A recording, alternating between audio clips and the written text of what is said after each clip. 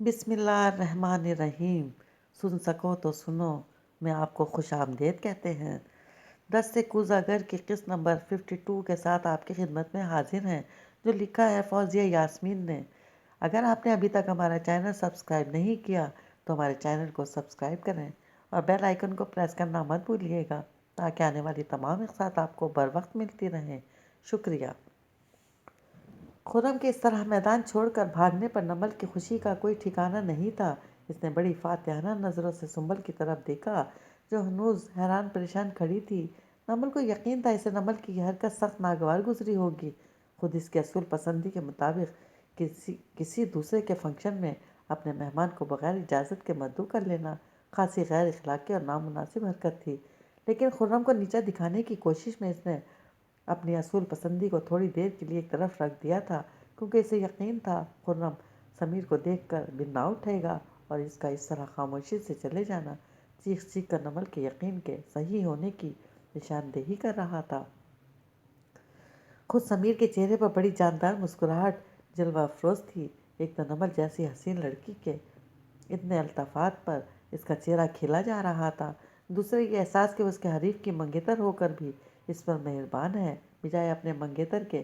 اس کی تو سوچ یہی تھی کہ دشمن کو ایسا کاٹو کہ وہ پانی بھی نہ مانگ سکے، اور اس وقت وہ کچھ نمل نے اس سے کرایا تھا وہ کم و بیش خرم کی ایسی ہی حالت کر گیا تھا۔ سمیر کا بس نہیں چل رہا تھا کہ وہ ابھی خود اسی وقت ساری یونیورسٹی میں اپنے اور نمل کے اسکینڈل کا پرچار کرتے۔ اس کا سب سے آسان طریقہ یہ تھا کہ اس شادی کی تصویر فیس بک پر ڈال کر اپنے انوائٹڈ ہونے کی تفصیل لکھ دے، مگر اسے معلوم تھا اگر اس نے ایسا کیا تو نمل ناراض ہو جائے گی، اسے فیس بک پر نمائش کرنا قطعاً پسند نہیں آئے گا۔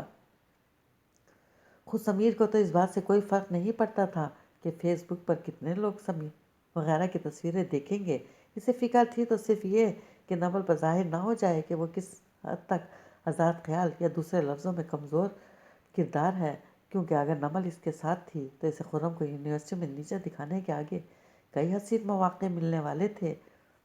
پھر بھلا وہ سونے کا انڈا دینے والی مرغی کو کھو دینے والی بیوقوفی کیوں کرتا؟ ایک بس سنبل تھی جسے یہ سب ذرا اچھا نہیں لگ رہا تھا۔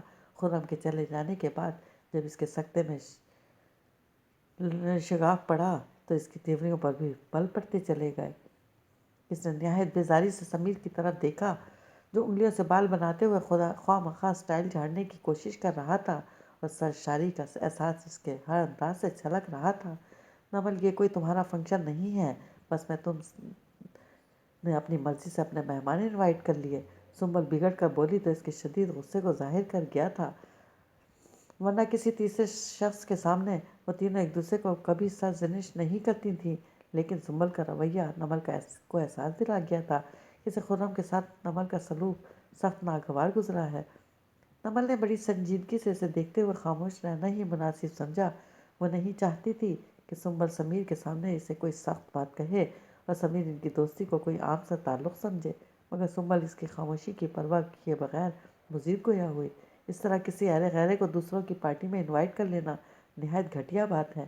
کیا بات ہے؟ لگتا ہے آپ کو خرم کا چلے جانا برا لگا ہے، سمیر نے معنی خیز انداز میں کہتے ہوئے سنبل کی آنکھوں میں جھانکنے کی کوشش کی تو وہ بری طرح تپ گئی۔ سمیر کے اس عامیانہ انداز پر سنبل نمل پر ایک کھولتی ہوئی نظر ڈال کر دوسری طرف مڑ گئی۔ نمل کچھ چپ سی ہو کر رہ گئی۔ وہ ابھی بھی اپنے فعل پر پچھتا نہیں رہی تھی، البتہ اسے یہ ضرور لگا تھا کہ اسے سنبل کو اطلاع کر دینی چاہیے تھی کہ سمیر بھی آ رہا ہے۔ نمل، کیا بات ہے؟ رشیدہ کی آواز پر نمل ایک دم چونک اٹھی۔ وہ اپنی ویل چیئر چلاتی ہوئی اس کے نزدیک آ گئی تھی۔ نمل اور سنبل ان کی نظروں کی زد میں تب سے تھیں جب وہ رومیلا کے پاس اسٹیج پر چڑھی تھی۔ وہ ان کے تاثرات سے رومیلا کے ساتھ ہونے والی گفتگو کا اندازہ لگانا چاہ رہی تھیں، مگر وہ دونوں تو فوراً ہی اسٹیج سے اتر گئیں۔ رشیدہ نے تب ہی اپنی ویل چیئر چلانی شروع کر دی تھی، مگر پھر خرم کو دیکھ کر ان کی رفتار سست پڑ گئی، اور اب خرم کے بعد سنبل کے بھی چلے جانے پر وہ تیزی سے نمل کے قریب آ گئیں۔ ہاں، کچھ نہیں امی، نمل جلدی سے بولی۔ امی، سمیر نے قدرے عجیب تعجب سے دہرایا تو نمل ٹھٹک کر اسے دیکھنے لگی۔ سمیر کی آنکھوں میں رشیدہ کے لیے صرف حیرانی تھی، بلکہ وہ بڑے تجسس سے ان کی ویل چیئر اور ان کے پاؤں دیکھ رہا تھا۔ ہاں امی، یہ میری والدہ ہیں۔ نمل اسے جانتی نظروں سے دیکھتے ہوئے سپاٹ لہجے میں بولی، اوہ تم نے کبھی بتایا نہیں، تمہاری امی کے ساتھ اتنی بڑی ٹریجڈی ہوئی ہے۔ کب سے ہیں یہ اس ویل چیئر پر؟ اس کے لہجے میں بڑا اشتیاق تھا، جیسے کوئی سسپینس ناول پڑھتے وقت انسان متجسس ہوتا ہے کہ آگے کیا ہوگا۔ بالکل وہی انداز سمیر کا تھا۔ رشیدہ کچھ خجل سی ہو کر نمل کو دیکھنے لگی۔ وہ چپتی ہوئی نظروں سے سمیر کو دیکھ رہی تھی۔ اس کا دل چاہا ابھی اور اسی وقت سمیر کو یہاں سے جانے کے لیے کہہ دے، مگر وہ مصالحتاً خاموش رہی۔ وہ تو منہ پھٹ اور بدلحاظ تھا۔ اگر وہ کوئی ایسی بات کہہ دیتا جس سے رشیدہ کی دل آزاری ہو گئی تو کیا ہوگا؟ البتہ اس کی خاموشی نے سمیر کو اپنے لہجے اور انداز کی بدصورتی کا احساس دلا دیا، تو وہ فوراً تلافی کرتے ہوئے خوش مزاجی سے انہیں سلام کرنے لگا اور ان کی خیر خیریت پوچھنے لگا۔ وہ نمل کو ناراض نہیں کرنا چاہتا تھا، اس لیے پھر وہ زیادہ دیر رکا نہیں۔ مجھے ایک اور فنکشن میں بھی جانا تھا، مگر تم نے بلایا تو آ گیا۔ اگر تمہاری اجازت ہو تو۔ سمیر نے دانستہ جملہ ادھورا چھوڑ دیا۔ اسے علم تھا نمل ہرگز نہیں روکے گی۔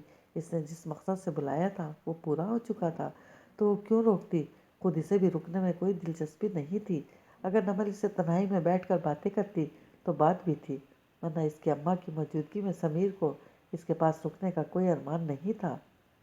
نمل نے دو ہی جملوں میں اسے رخصت بھی کر دیا اور رشیدہ کی طرف متوجہ ہو گئی، جیسے سوالیہ انداز میں دیکھ رہی تھی۔ نمل نے ان کے پوچھنے سے پہلے ہی سمیر کے بارے میں مختصراً بتا دیا۔ ان کی فہمائشی نظریں خود پر جمی دیکھ کر نمل نے رسانی سے کہا، امی ہم اس موضوع پر بعد میں بات کریں گے، فی الحال آپ کو رومیلا کے سسرالیوں سے بات کرنی ہے اور ہم اسے اپنے گھر لے کر جائیں گے، پھوپھا کے گھر نہیں۔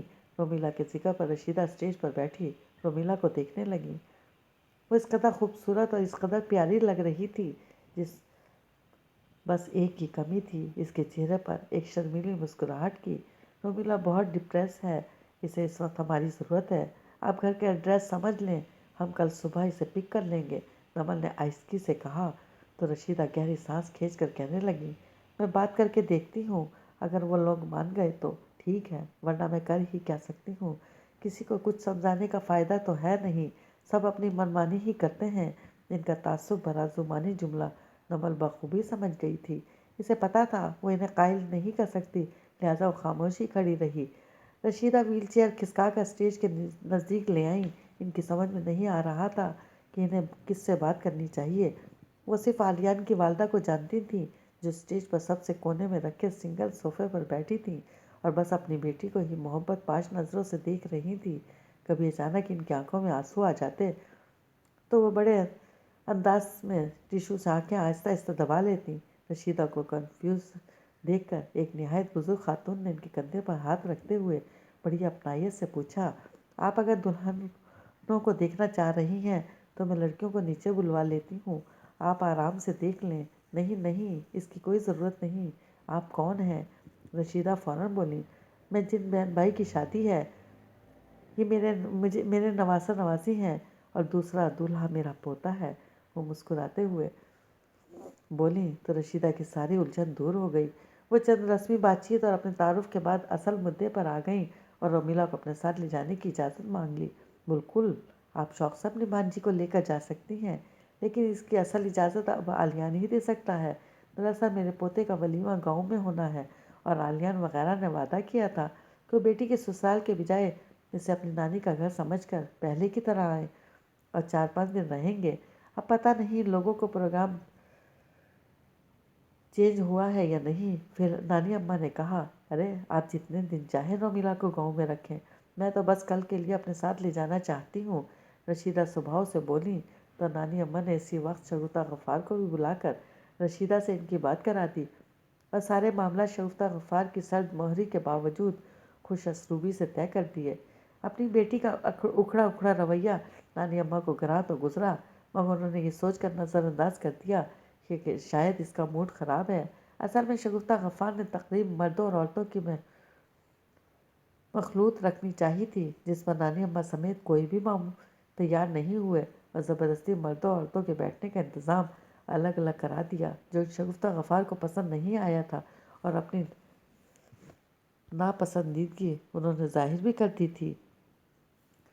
یہ اور بات تھی مردان خانے اور زنان خانہ جس طرح الگ کیا گیا تھا وہ نانی اماں کے گھر والوں کو ذرا نہیں بھایا تھا۔ مختلف لڑکے اور مرد منہ اٹھائے بلا روک ٹوک اندر زنان خانے میں چلے آ رہے تھے۔ مومانیہ اور ان کی بیٹیوں نے بدمزگی سے بچنے کے لیے خاموشی سے اعتراض کیے بغیر چادریں اوڑھ لی تھیں۔ البتہ اس ماحول کو دیکھ کر وہ بھی ایک طرف ہو کر بیٹھ گئی تھیں، جس کے باعث ایک محسوس کیے جانے والا تناؤ سا پیدا ہو گیا تھا، جس کی رپورٹ بھابھی نے فوراً ہی فون کر کے مردان خانے میں بیٹھے ابرار بھائی کو بھی دے دی۔ ساتھ ہی انہوں نے شکایتوں کے پل بھی باندھ دیے۔ ہمیں تو کوئی پوچھ ہی نہیں رہا، ایسا لگ رہا ہے لڑکی لے کر احسان کیا ہو۔ ابرار نے بے ساختہ لب بھینچ لیے اور فون بند کر کے ریاض غفار کے قریب چلا آیا۔ بیٹی کی شادی بہت بہت مبارک ہو، بہت خوش نصیب ہیں آپ، بالکل ہیرے جیسا داماد ملا ہے۔ ایسے لڑکوں کے لیے لڑکیوں کی کوئی کمی نہیں ہوتی، ایک سے ایک اچھی لڑکی انہیں مل سکتی ہے، اس لیے لوگ کسی ایسی ویسی لڑکی کے ساتھ سمجھوتا کرنے کی کوشش بھی نہیں کرتے جو سماج کی نظروں سے گری ہوئی ایک داغدار لڑکی ہو۔ ابرار بات ریاض غفار سے کر رہا تھا، مگر اس کی نظریں دولہا بنے سجیلے سے حامد پر جمی تھیں۔ ریاض غفار کا چہرہ فاق ہو گیا تھا۔ ابرار کی بات پر اس کا دھمکی آمیز لہجہ وہ سمجھ گئے تھے، اس لیے ابرار نے علیان کے بجائے ان سے بات کی تھی کہ انہیں دباؤ میں لانا آسان تھا، جبکہ علیان اس کے دھمکانے پر اور جوش میں بھی آ سکتا تھا۔ اب تک ابرار کی کوشش تھی کہ وہ اپنا جرم قبول نہ کرے، مگر ان سب کے سرد مہر رویے اسے مجبور کر گئے تھے سامنے آ کر دھمکانے پر۔ تبھی وہ دو ٹوک لہجے میں کہتا آگے بڑھ گیا، بہتر ہوگا اپنے مزاج بھی درست کر لیں، ورنہ مجھے گھی نکالنے کے لیے انگلی ٹیڑھی کرنی پڑے گی، جو میں کرنے نہیں چاہ رہا، اس لیے سمجھا رہا ہوں۔ ریاض غفار کے پسینے چھوٹ گئے، رہ رہ کر انہیں اپنی اور سب کی کوتاہیوں کا خیال آنے لگا۔ وہ رومیلا کے ساتھ اتنا سرد رویہ رکھتے وقت مسلسل کر رہے تھے، اگر ابراہیم اس کے ازالے پر اتر آتا تو ان سب کو دن میں تارے نظر آ جاتے۔ حالانکہ علیان مسلسل تاکید کر رہا تھا کہ وہ رومیلا کے ساتھ مناسب رویے سے پیش آئیں، لیکن وہ صرف دوسروں کو ہی تلقین کر رہا تھا، وگرنہ خود اس کا رویہ بھی قابل گرفت تھا۔ جبکہ اپنے طور پر علیان نے ہر ممکن کوشش کی تھی کہ اس سے ایسی حرکت سرزد نہ ہو جس سے بنیاد بنا کر ابرار انہیں پریشان کر سکے۔ اس نے صرف بریرہ کی شادی کا انتظام کرایا تھا، لیکن جب اپنا ولیمہ بھی ساتھ کرنا پڑا تو اس نے لان میں مزید 100 لوگوں کے لیے کرسیاں اور ٹیبلز لگوائیں تاکہ رومیلا کے خاندان والے آئیں تو کوئی بدمزی نظر نہ آئے۔ کھانا اتنا شارٹ نوٹس پر بڑھوانا آسان نہیں تھا، مگر اس نے سب انتظام کر دیے، بس ایک چیز اس پر اس کا اختیار نہیں تھا، اور وہ تھا رومیلا کے ساتھ خوش اخلاقی سے پیش آنا۔ ایسا نہیں تھا کہ اس نے یہ سب کرنے کا سوچا نہیں تھا، لیکن رومیلا جیسے ہی سامنے آتی اس کی ماتھی کی سلوٹیں اور چہرے کی بیزاری کسی طور کم نہیں ہوتی تھی۔ اس وقت اس کا موڈ اچھا خاصا خراب تھا۔ ایک تو ابرار کی شکل دیکھتے ہی اس کا قاتل بن جانا کا دل چاہنے لگتا، دوسرے اتنی کوششوں کے بعد بھی تقریب میں بدمزگی ہو گئی تھی۔ ابرار کے والد نے بتایا تھا وہ 80 لوگوں کو لائیں گے، لیکن جو لوگ نظر آ رہے تھے وہ اس تعداد سے کہیں زیادہ لگ رہے تھے، جس کے نتیجے کے طور پر مردوں اور عورتوں کو علیحدہ بٹھانے کا جو انتظام تھا وہ بھی متاثر ہو رہا تھا۔ کچھ مردوں کو اس نے خود زنان خانے میں جاتے اور وہاں سے نکلتے دیکھا تھا، جس کے باعث وہ شدید کوفت میں مبتلا تھا۔ ماموں جان کی فیملی کے سامنے اسے شرمندہ ہونا پڑ گیا تھا، جو اس کے چہرے سے بخوبی ظاہر تھا۔ ریاض غفار تفکر بھری نظروں سے علیان کو دیکھ رہے تھے کہ ابرار اور حامد دونوں یہاں مد مقابل تھے۔ اگر ابرار غصے میں اسے کچھ بھی کہہ دیتا تو ان کی بیٹی کا گھر تو بسنے سے پہلے ہی اجڑ جائے گا۔ ایک ہی پل میں وہ جانے کتنی دور کا سفر کر کے آ گئے، تبھی ایک دم اٹل فیصلہ کرتے ہوئے اپنے آپ سے عہد کرنے لگے کہ وہ اب مزید ایسا نہیں ہونے دیں گے۔ ابرار کو کسی قسم کی شکایت نہیں ہوگی، وہ خود بھی اس بات کا پورا خیال رکھیں گے اور گھر والوں سے بھی زبردستی کروائیں گے۔ اپنے عزم پر عمل کرنے کے لیے وہ فوراً رومیلا کے والد کی طرف بڑھ گئے تاکہ ان کی خاطرداری کر سکیں۔ وہ سب کے بیچ میں تو علیان کو نہیں ٹوک سکتے تھے، لیکن بعد میں اسے آڑے ہاتھوں لینے والے تھے، تو انہوں نے سوچ لیا تھا۔ ادھر کون کیا سوچ رہا تھا خرم کو کوئی خبر نہیں تھی۔ وہ جب سے رومیلا کے ولیمے سے لوٹا تھا شدید جھنجھلاہٹ کا شکار تھا۔ اگلے دن تو چھٹی تھی، لہٰذا وہ یونیورسٹی نہیں گیا۔ اس کے اگلے دن بھی اس کا جانے کا بالکل ارادہ نہیں تھا، سارا دن کمرے میں ہی پڑا رہا۔ تیسرے دن بھی وہی سوچ رہا تھا کہ اسے چھٹی کر لینی چاہیے، ورنہ جیسے ہی یونیورسٹی میں قدم رکھے گا سمیر اپنی منحوس شکل لے کر ٹہلتا ہوا آ جائے گا اس کے زخموں پر نمک پاشی کرنے، اور کوئی بعید نہیں تھا کہ اس کے اس وار میں نمل کو بھی اس کے ساتھ ہو جائے۔ وہ یونیورسٹی میں سب کو کیا جواب دے گا کہ نمل نے سمیر کو شادی میں کیوں بلایا تھا، اور یہ تو اسے یقین تھا کہ سمیر اپنی چھچوری عادت کے ہاتھوں مجبور ہو کر اب تک سب کو شادی میں جانے اور خرم کے بھاگ جانے کا واقعہ نمک مرچ لگا کر بیان کر چکا ہوگا، اور وہ سب مشہور ہونے کے بعد اس کا یونیورسٹی میں جا کر سب کا سامنا کرنے کا بالکل دل نہیں چاہ رہا تھا۔ نمل کا رویہ وہی اکھڑا اکھڑا ذلیل کرنے والا ہوگا، پھر اس پر وہ سمیر کے ساتھ پھر رہی ہوگی۔ ایسے میں خرم کو کچھ ایسا کرنا تھا کہ سب کو لگے خرم کو خود بھی ناول میں دلچسپی نہیں ہے۔ وہ سمیر کے ساتھ تو کیا کسی کے ساتھ بھی ہو، اسے کوئی فرق نہیں پڑتا، لیکن اس کی سمجھ میں نہیں آ رہا تھا کہ وہ اسے کیسے ثابت کرے۔ منگنی توڑ کر وہ نمل کو اس کے مقصد میں کامیاب نہیں کر سکتا تھا، تو پھر آخر اس کا کیا حل تھا؟ خرم 24 گھنٹے یہی سوچ رہا تھا کہ اس کے فون کی بیل بج اٹھی۔ اس نے بیزاری سے اسکرین پر نظر ڈالی تھی کہ اس کے دوستوں میں سے کوئی اس کی غیر موجودگی کی وجہ پوچھ رہا ہوگا، مگر موبائل اٹھا کر دیکھنے پر اسکرین پر ان نون نمبر دیکھ کر خرم نے کال ریسیو کر لی۔ ہیلو، کیا میں خرم سے بات کر سکتی ہوں؟ دوسری طرف سے کسی گھبرائی ہوئی لڑکی کی گھبرائی ہوئی آواز ابھری تو خرم چونک اٹھا۔ خوش فہمی کی یہ انتہا ہی تھی کہ اسے لگا شاید نمل نے اسے فون کیا ہے، ہو سکتا ہے اسے اپنے کیے پر پچھتاوا ہو۔ سنبل کے تاثرات سے لگ رہا تھا کہ اسے بھی سمیر کا آنا اچھا نہیں لگا، ہو سکتا ہے سنبل نے اسے احساس دلایا ہو کہ وہ اپنی حرکت پر شرمندہ ہو۔ ایک ہی پل میں خرم نے جانے کیا کچھ سوچ لیا اور بڑی بے چینی سے کہنے لگا، میں خرم ہی بول رہا ہوں، آپ کون؟ اس نے اپنا لہجہ ضرورت سے زیادہ شائستہ بنا لیا تھا تاکہ اگر وہ دوسری طرف نمل ہے تو اس کا نام سننے کے بعد ایک دم سرد مہری اختیار کر لے گا، جس سے نمل کو اس کی ناراضی کا بھرپور اندازہ ہو جائے گا، لیکن جب وہ معافی مانگے گی تب وہ تھوڑا سا بھاؤ کھانے کے بعد مان جائے گا۔ میں زوبیہ بول رہی ہوں، زوبیہ نے تھوک نگلتے ہوئے کہا۔ اسے امید نہیں تھی کہ اسے اپنا تعارف کرانا پڑے گا، خرم نے خود فون کر کے اس کا نام پوچھا تھا، اسے تو یقین تھا خرم نے اس کا نام اور نمبر سیو کر لیا ہوگا۔ زوبیہ، خرم نے خالص ذہنی کے عالم میں دہرایا۔ اسے سخت بوریت ہوئی تھی کہ نمل نے اسے فون کیوں نہیں کیا۔ وہ ایک دم سے جوش میں آنے کے بعد پھر ٹھنڈا ہو گیا۔ اب کی بات زوبیہ بری طرح سٹپٹا گئی، بھلا اپنا نام کے علاوہ اپنا تعارف میں اور وہ کیا کہتی؟ اتنی مشکل سے ہمت کر کے تو اس نے خرم کو فون کیا تھا، ورنہ اس کے لیے کسی سے آگے بڑھ کر خود بات کرنا جو شیر لانے کے برابر تھا۔ میں نے پہچانا نہیں، کون زوبیہ؟ خرم اسے خاموش پا کر خود ہی دوبارہ پوچھنے لگا۔ میں بلال اختر کی بیٹی ہوں، ہم ابھی کچھ دیر پہلے ملے تھے ہوٹل میں، زوبیہ نے ہونٹوں پر زبان پھیرتے ہوئے جلدی جلدی کہا۔ خرم کے ذہن میں ایک کوندا سا لپکا، سب کچھ ایک دم صاف ہو گیا۔ اس کا ذہن ایک ہی نقطے پر تو سوچ رہا تھا کہ کس طرح نمل کو نیچا دکھایا جائے۔ اگر وہ سمیر کے ساتھ دوستیاں گاٹتی ہے تو اسے بھی یہی دکھانا چاہیے کہ اسے بھی نمل میں کوئی دلچسپی نہیں۔ زوبیہ کے اس فون نے جیسے اس کی ساری الجھن حل کر دی۔ اسے تو بالکل محنت کی ضرورت نہیں تھی، بالکل بنا بنایا کھیل اس کے سامنے تھا، اسے تو صرف آ کر فتح کرنا تھا۔ جی مس زوبیہ، مجھے یاد آ گیا ہے، آئی ایم سوری، اصل میں اتنا پریشان ہوں کہ ہر چیز میرے دماغ سے نکل جاتی ہے۔ میں آپ کو فون کرنا چاہ رہا تھا مگر میرا موبائل اسی رات چوری ہو گیا۔ تھینک گاڈ آپ نے فون کر لیا، ورنہ میں تو آپ کے والد کا نمبر لے کر آپ سے بات کرنے والا تھا۔ خرم نے جان بوجھ کر اس کی دکھتی رگ پر ہاتھ رکھا اور وہ واقعی تڑپ اٹھی۔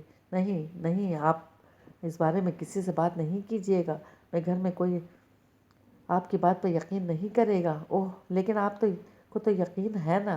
خرم نے ڈرامائی انداز میں پوچھا۔ جی، کیونکہ میں خود بچپن سے اس روح کو دیکھا ہے، وہ شائستہ خالہ کی روح ہے جو صرف مجھے نظر آتی تھی، اور اب میرے بعد آپ پہلے شخص ہیں جس نے اس سائے کو دیکھا ہے۔ زوبیہ کی بات پر خرم سوچ میں پڑ گیا کہ اب اسے کیا کرنا چاہیے۔ اس میں تو کوئی شک نہیں تھا کہ وہ بے پناہ حسین لڑکی تھی، بلا مبالغہ اس کی پوری یونیورسٹی میں کوئی لڑکی اتنی خوبصورت نہیں تھی، لہٰذا اسے اپنے ساتھ یونیورسٹی لے کر جانا تھا تاکہ سب یہ سوچنے لگیں کہ خرم کو نمل کے بجائے کسی دوسری لڑکی میں دلچسپی ہو گئی ہے۔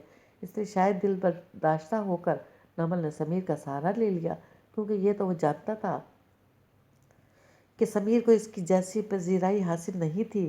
خرم اپنی دولت اور وجاہت کی وجہ سے جتنا مقبول و پسندیدہ تھا، سمیر کے ساتھ ایسا کچھ بھی نہیں تھا۔ حالانکہ سمیر بہت برا نہیں تھا، لیکن خرم کے مقابلے میں وہ پانی ہی بھرتا تھا۔ ٹھیک یہی چیز نمل اور زوبیہ میں تھی۔ نمل بہت اچھی اور پرکشش لڑکی تھی، مگر زوبیہ کے حسن میں ایک سحر تھا، اس کے حسن ایک ملکوتی حسن تھا۔ اگر اسے نمل کے مقابلے میں لایا جاتا تو کوئی بھی ذی ہوش انسان نمل کو اس کے سامنے پانی بھرتا کہہ دیتا۔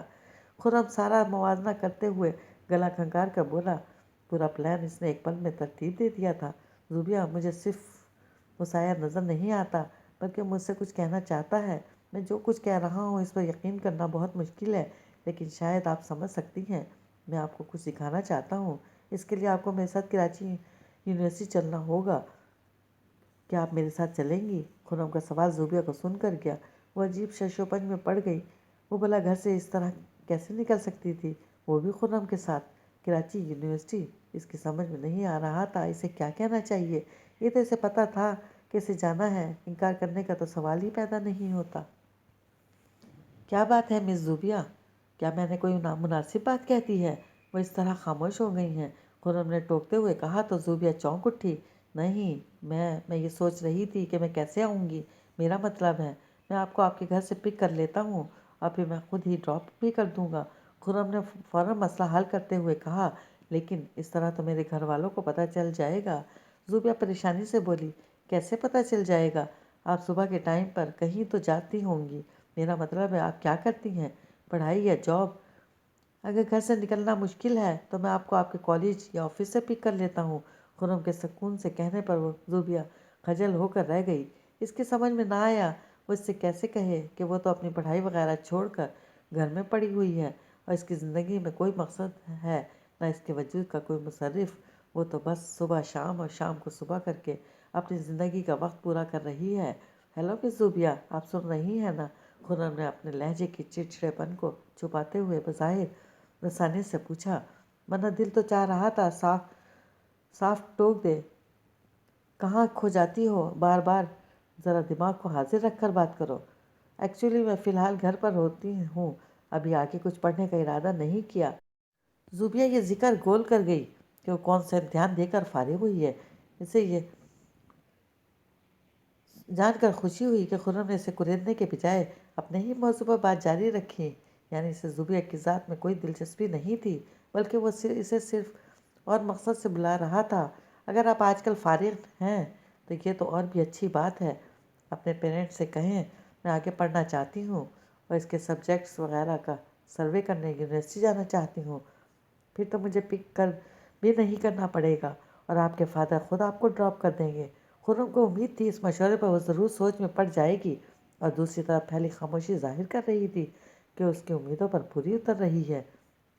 اپنا تیر نشانے پر لگتا دیکھ کر خرم کے ہونٹوں پر بڑی دل فریب مسکراہٹ ابھرنے لگی، مگر زوبیہ کے سوال نے اسے گدھے کے سر سے سینگ کی طرح غائب کر دیا۔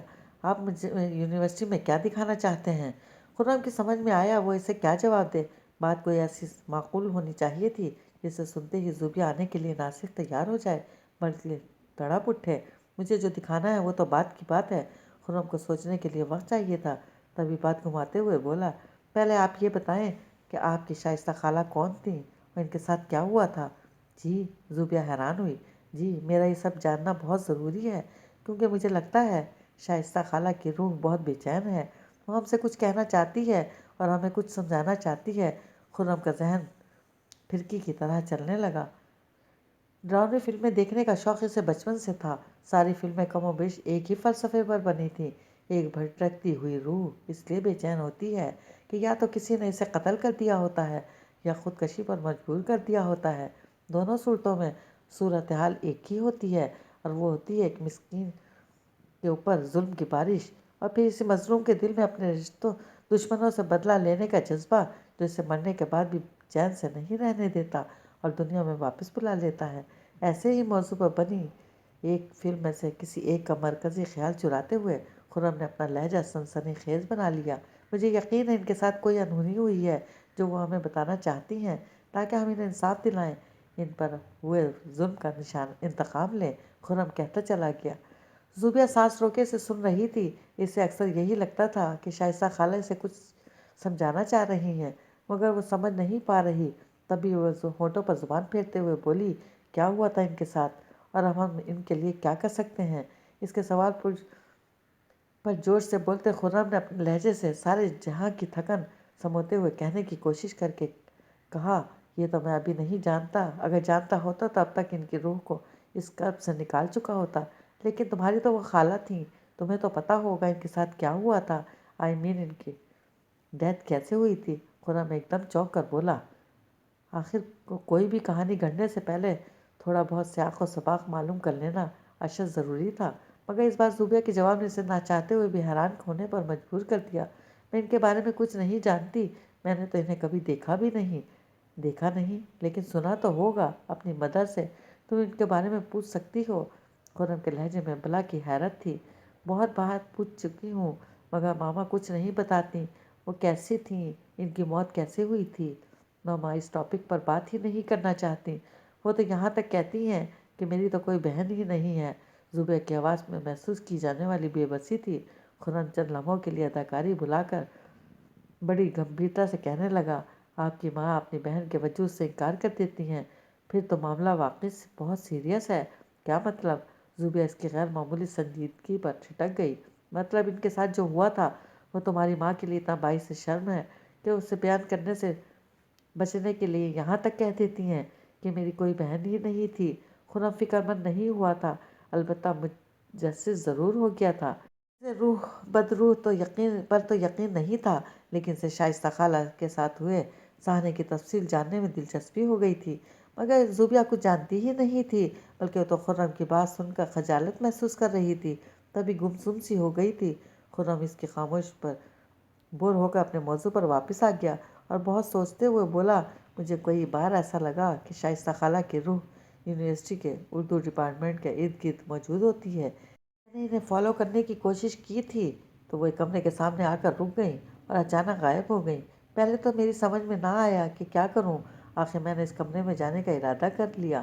خرم بولتے بولتے رک گیا، اس کی سمجھ میں نہیں آ رہا تھا اب آگے کیا کہے۔ پھر کیا ہوا؟ زبیہ کے بے چینی سے پوچھنے پر اسے تھوڑا سا سکون ہوا کہ وہ اس کا تجسس جگانے میں کامیاب ہو گیا ہے، لیکن اسے خوش ہونے کا ٹائم نہیں تھا۔ وہ فوراً ہی ذہن کو حرکت میں لاتے ہوئے کہنے لگا، وہ کمرہ نہیں اسٹور روم تھا، اس میں یونیورسٹی کا پرانا کارڈ کباڑ بھرا تھا۔ وہ کمرہ ہمیشہ بند رہتا تھا، اس کے دروازے پر تالا پڑا ہوا تھا، لیکن میں ایک روشن دان کے ذریعے اس میں داخل ہو گیا۔ وہاں اس کمرے میں ایک تصویر لگی ہے، وہ تصویر وہاں سے نکالی نہیں جا سکتی، اس لیے مجھے تمہیں لے جا کر وہ تصویر دکھانی ہے۔ آخرکار خرم بات بنانے میں کامیاب ہو ہی گیا۔ کیسی تصویر؟ کون ہے اس تصویر میں؟ زبیہ کی آواز تک فکر سے چور تھی، اس کے چہرے کا اس وقت کیا عالم ہوگا؟ وہ خرم دیکھے بغیر بھی آسانی سے اندازہ لگا سکتا تھا۔ ایک تو شائستہ خالہ ہی ہیں، لیکن ان کے ساتھ تصویر میں دوسرا شخص کھڑا ہے، مجھے لگتا ہے اس کی موت میں اس شخص کا ہاتھ ہے۔ زبیہ کے رونگٹے کھڑے ہو گئے۔ شائستہ خالہ کا عکس اس نے ہمیشہ بہت غیر واضح سا دیکھا تھا، جب کبھی شکل واضح طور پر نظر آئی اس وقت زبیہ وہ خوف اتنا طاری ہو جاتا تھا کہ ان کے چہرے کے خد و خال پر کبھی غور نہ کر سکی، کیونکہ شائستہ خالہ کا چہرہ بہت زخمی حالت میں نظر آتا تھا۔ ایسا لگتا تھا کہ ان کے چہروں کو کسی نے ناخنوں سے نوچ ڈالا ہو۔ رخسار، ماتھا، گردن، ہر جگہ خراشوں کے ساتھ خون کی باریک لکیریں انہیں اتنا بھیانک بنا دیتی کہ زبیہ کی چیخیں نکل جاتی۔ وہ تو اگر شائستہ خالہ کی تصویر دیکھ لیتی تو پہچان بھی نہیں سکتی تھی کہ شائستہ خالہ ہے، جبکہ خرم دیکھتے ہی سمجھ گیا تھا، یعنی اس نے شائستہ خالہ کا چہرہ واضح طور پر دیکھا ہے۔ زبیہ کا بس نہیں چل رہا تھا کہ وہ ابھی اور اسی وقت یونیورسٹی کے اسٹور روم میں پہنچ جائے، مگر پھر بھی وہ ضبط کرتے ہوئے تأمل سے بولی، لیکن آپ تو کہہ رہے ہیں وہ اسٹور روم لاک رہتا ہے، میں بھلا روشن دان سے کیسے داخل ہو سکوں گی اور وہ تصویر باہر نہیں آ سکتی؟ آپ کو روشن دان سے اندر جانے کی قطعی ضرورت نہیں، میری یونیورسٹی میں بازار لگنے والا ہے۔ مختلف اسٹالز کی ڈیکوریشن کے لیے اسٹور روم سے پرانی ٹیبلز وغیرہ نکلوائی جائیں گی۔ اس دن اسٹور روم کا دروازہ کھلا رہے گا، آپ اسی دن آ جائیے گا۔ اس دن یونیورسٹی میں اتنی چہل پہل ہوتی ہے کہ کسی کو خبر بھی نہیں ہوگی کہ آپ اسٹور روم میں گئی ہیں۔ خرم نے پورا پلان ترتیب دیتے ہوئے ساری راہیں ہموار کر لیں۔ عام دنوں میں سب اپنی اپنی کلاسز میں ہوتے ہیں، وہ اگر زبیہ کو اپنے ساتھ لے جانے میں کامیاب ہو بھی گیا تو اسے گھنٹوں وہاں رکنے میں کامیاب نہیں ہو سکے گا، بلکہ اسے اپنی اور نمل کی پوری کلاس کے تمام طالب علموں سے لے کر سمیر کے پورے گروپ کو زبیہ کی آمد سے باخبر کرنا تھا، جس کے لیے پڑھائی سے ہٹ کر کسی دن کا انتخاب کرنا سخت ضروری تھا۔ وہ زوبیا کو اسٹور روم میں لے جانے کے بہانے پہلے پورا بازار گھماتا اور یہی کہتا کہ اسٹور روم کا دروازہ بھی بند ہے، میں لوگوں سے کہہ کر کھلوا رہا ہوں، اور اس طرح 2.5 گھنٹے آرام سے گزر جاتے، جس کے بعد خرم کسی بھی کباڑ والے اسٹور روم میں زوبیا کو لے جاتا اور جا کر اداکاری کے جوہر دکھانے والے صدمے اور حیرانی کے ملے جلے تاثرات کے ساتھ کہہ دیتا کہ وہ تصویر یہاں سے غائب ہو گئی ہے۔ یہ سب سن کر زوبیا کو بوریت تو ہوتی، مگر وہ بیوقوف سی لڑکی یہ نہ سمجھتی کہ خرم نے اسے الو بنایا ہے، اور بالفرض اگر سمجھ بھی جاتی تو خرم کو کون سا اس کے ساتھ بہت لمبا فلرٹ کرنا تھا۔